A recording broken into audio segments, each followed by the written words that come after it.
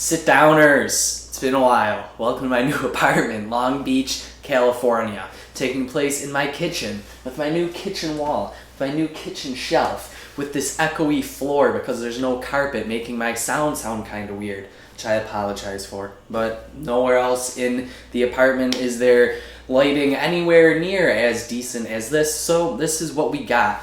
And I'm here to take on the book that I've been reading for over a month, I'm pretty sure.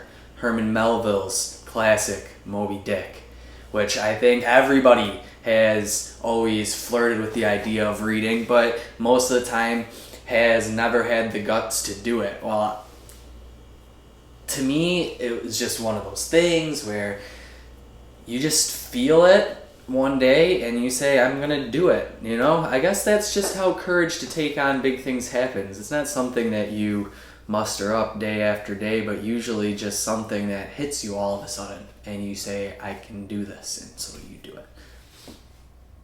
That's my philosophical thinking for the day. Anyways, Moby-Dick, loved it to the point that it has found its way through all the cracks and crevices of my life, and everything that I see in my day-to-day processes or think late at night watching TV has somehow got to do with the relationship between that and this famous book.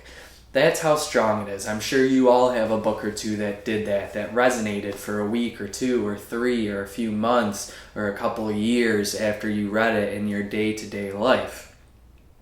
And it's happened to me again here with this one. And I wonder if that's an inherent quality in lengthy books that were written with quality and care. Now, obviously, a really long book by itself doesn't necessitate anything, but if you have a really long book, such as Moby-Dick, that is very well written, such as Moby-Dick, in comparison to a very short book, like, say, A Clockwork Orange by Anthony Burgess, which is very short, these longer books seem to, for whatever reason, stick to your gut longer, hang around after you have finished the book. This is no exception to that.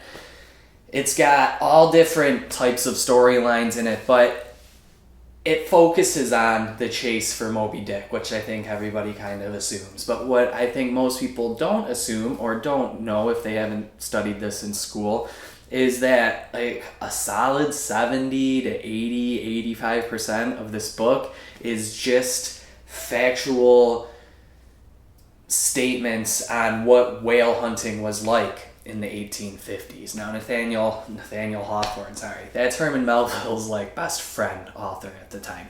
Herman Melville was a whale hunter, or at least took a few voyages on some long-term ships out at sea for lengthy times. So he knew what he was talking about. Now, what makes this slightly questionable is the story starts with Call Me Ishmael, which is the stereotypical beginning to any course taken on the book, which helps explain that Ishmael, by starting his story this way, leads to be an unreliable narrator, which means we can't really believe everything he says. We have to take it all with a grain of salt, because if he won't even give us his real name, what else is he telling us that might be a little bit of a fabrication? How much is a fabrication? Is any of it a fabrication? But regardless, the majority of this book is focused on a day in the life of a whale hunter.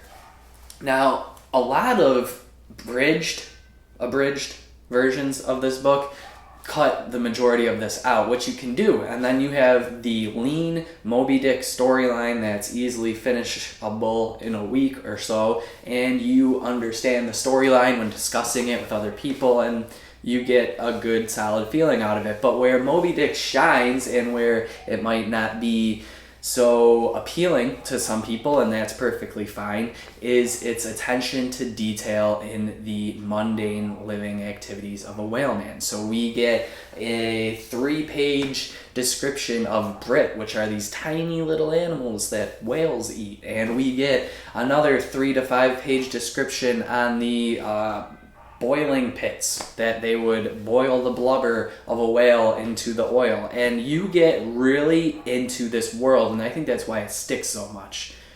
You are practically a whale hunter, a whaleman, without the danger, the extreme danger of the lifestyle by the end of the book. I feel like I can relate to anybody who spends a lot of time out at sea hunting animals. Job well done, Herman. I loved it. I couldn't recommend it more to people who want or have been thinking about reading it. I think you know what you're getting into. And if you're flirting with the idea, do it. All right?